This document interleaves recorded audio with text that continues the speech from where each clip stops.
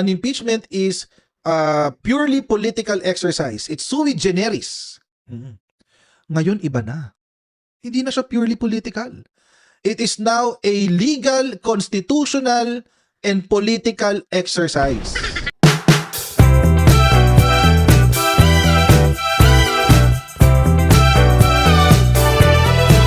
Alam nyo mga kababayan, ako, the idea of an impeachment has been, charter change has been something that I've been advocating for the longest time.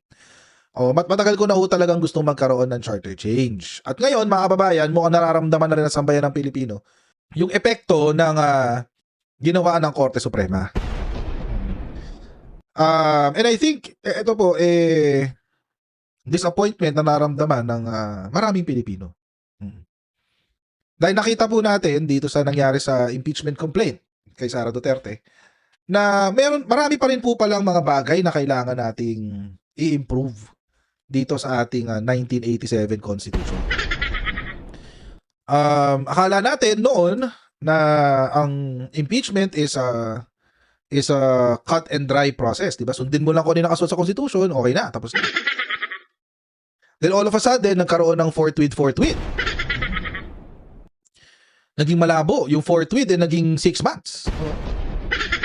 Sabi nga, forthwith 5 months pala. Yung forthwith naging, 6 months nga kasi February, March, April, May, June, July. Hanggang July, hindi siya nangyari. So ayun mga kababayan.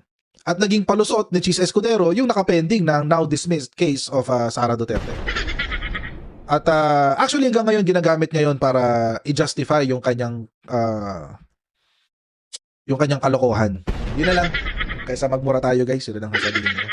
Hanggang ngayon ginagamit niya yan para i-justify ang kanyang kalokohan. Buti raw nag-intay siya, kung hindi, they will have an unconstitutional impeachment. Kaya sasabi niya siya. But that's not the point. The point is, malinaw ang sinabi ng Constitution sa forthwith. Agad-agad. Nag-intay siya ng 6 months. Agad-agad ba yung 6 months? Noong una, naiintindihan ko pa kasi may election nga naman. Sige, may election na problema, pagpasensyahan. Pero after elections, pag-resume ng Senate, dapat binira nyo na Kaso hindi, nag-intay hanggang July. Ngayon, mga kababayan, actually, hindi ko talaga dapat madidismiss yung kaso, yung motion for reconsideration. Hindi ko talaga dapat yan madidismiss. Ano ang nagpa-dismiss dyan sa motion for reconsideration? Si former Justice Ascuna mentioned sa isang interview, sinabi niya, na ang nagpatalo daw sa House of Representatives is the definition of session days. Sinabi na niya yan. Sinabi na ni Justice Ascuna yan. Yung definition daw of session days was the trigger kung bakit, or was the key doon sa pagkatalo ng motion for reconsideration. What does a session day mean? Matagal ko na akong kinukwento sa inyo yan. Ang session day po ay hindi ibig sabihin calendar day. Ibig sabihin, ito po ay kung saan ang Kamara de Representante ay merong ongoing na debate. Ongoing yung debate. So, ang start ng session, kinikick off yan every week. The start, pack, gavel. Sasabihin ng deputy, ng majority leader, pupupok niya yung gavel niya. Now we start the session of the House of Representatives. Pack. Yun. Start na session yun. Ngayon, kung maraming debate, maraming pinag-uusapan, walang nasa-settle na issue, at the end of the day, calendar day, magre-recess lang. Recess lang yun. Yung recess does not eliminate or does not close the session day. Break lang, kumbaga. Mahabang break, 8 hours, ganun. Pasok bukas. Ganun klaseng break. Ganun. Yun yung sinasabi na session day. Tapos halimbawa, kinabukasan. Resume, pack, session resume from recess. Natapos na ba yung 1 day? Yung 1 session day? Hindi pa. Magko-close lang ang session day kapag nagpukpukuli ng gavel at sasabihin, session adjourned. Pack. Tapos na yung 1 session day pag ganun. Kahit ilang araw pa mangyari yun. Kahit abutin ng 1 week yan. Hanggat hindi mo naririnig yung session adjourned, pukpok ng gavel, yun ang 1 day. Ngayon, ang sabi ng Supreme Court, mali kayo, House of Representatives. Mali kayo sa pagkakaintindi ng session days. Ang tunay na ibig sabihin ng session days according to the Constitution is calendar days.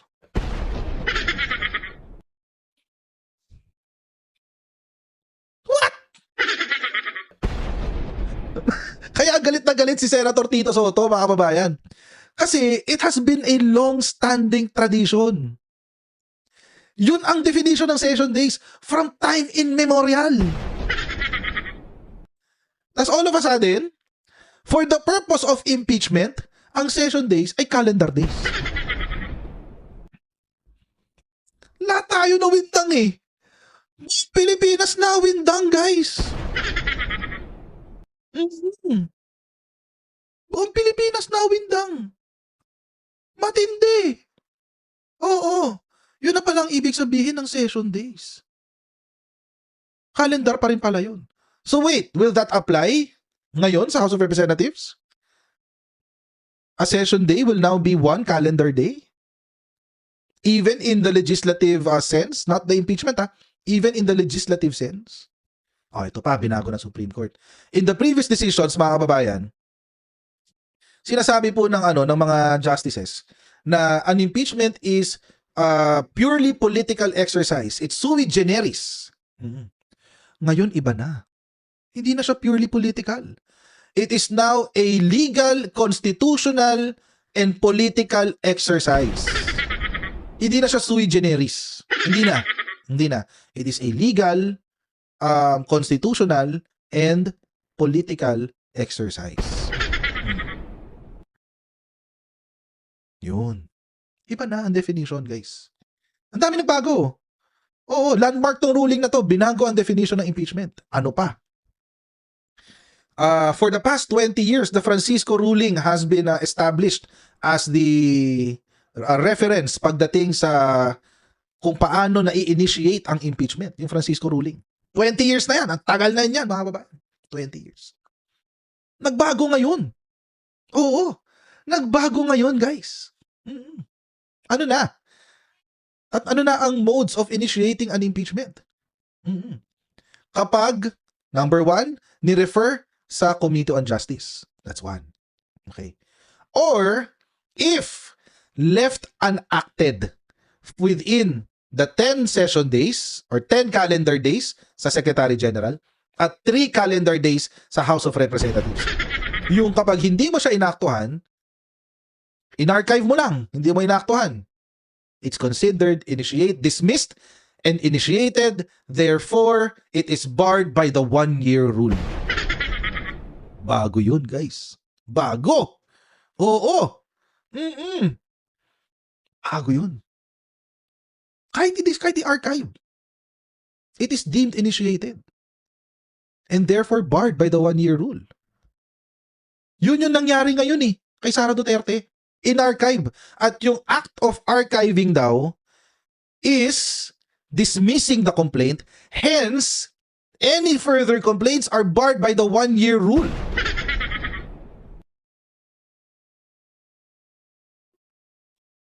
Ha?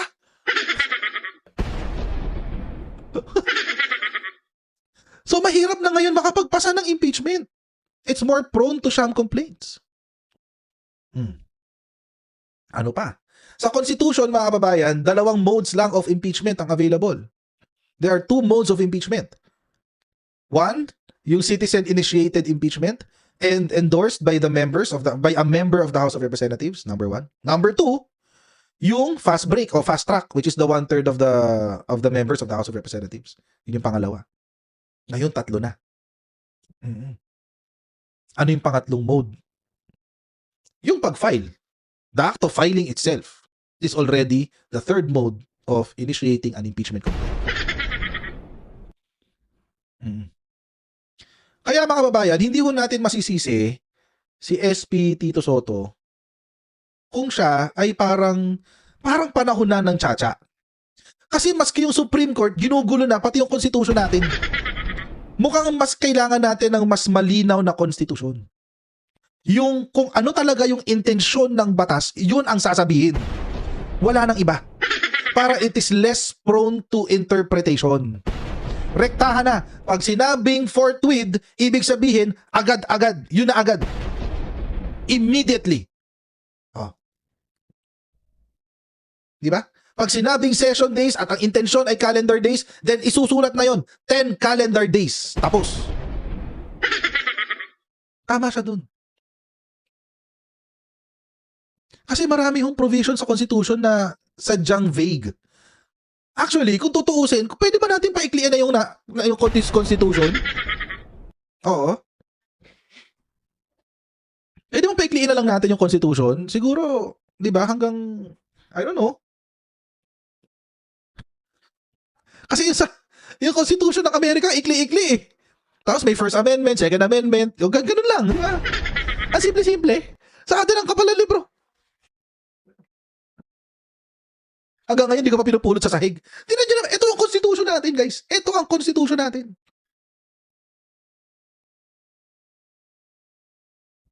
Tingnan mo, para pag-aaralan mo to, oh,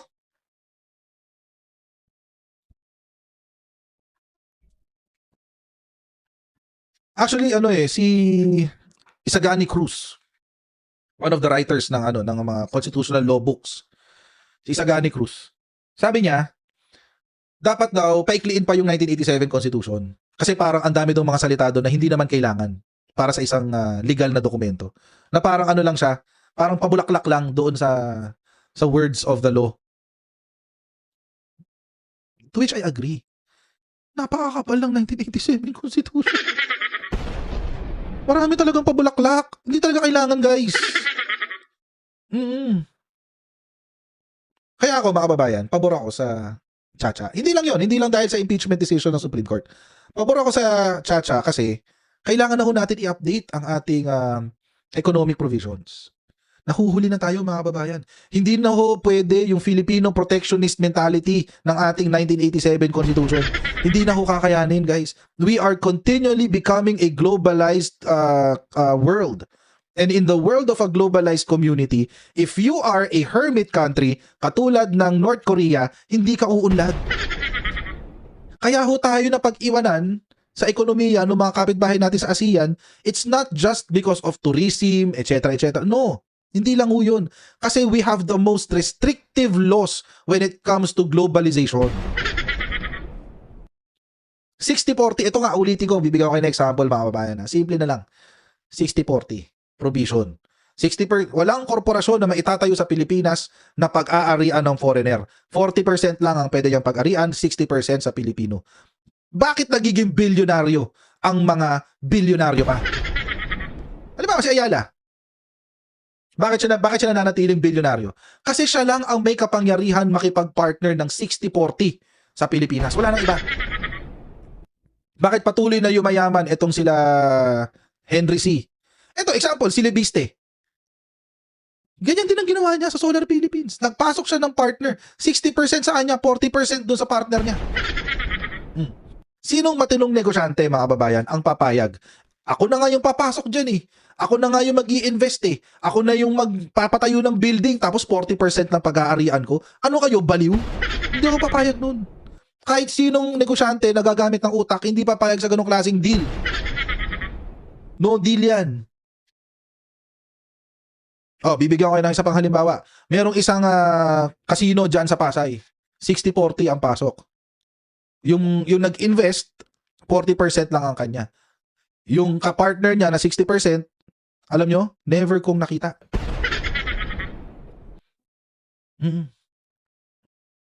Hindi siya involved sa operations. Never ko siya nakita.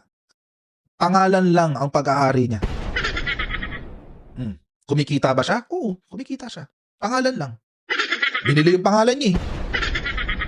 So, ako personally, I think it is really time for a revision of our 1987 Constitution. And don't get me wrong, may mga magagandang provision sa ating Constitution. But it can be improved. 1987 pa yan. Anong petsa na? 2026 na. Baka naman.